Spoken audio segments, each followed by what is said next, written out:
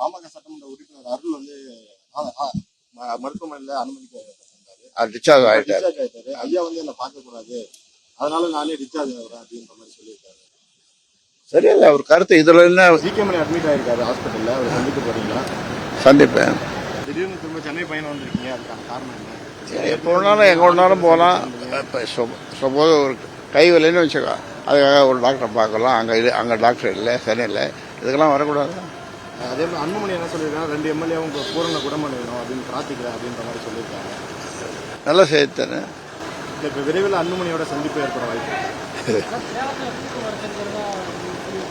நான் நடத்த போகிறதாவா?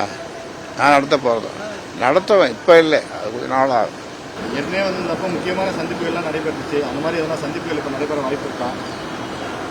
இருந்தால் உங்களுக்கு முதல்ல சொல்கிற ஆள் ஒன்று என்ன இது தமிழ், உனக்கு தான் முதல்ல சொல்லுவேன்.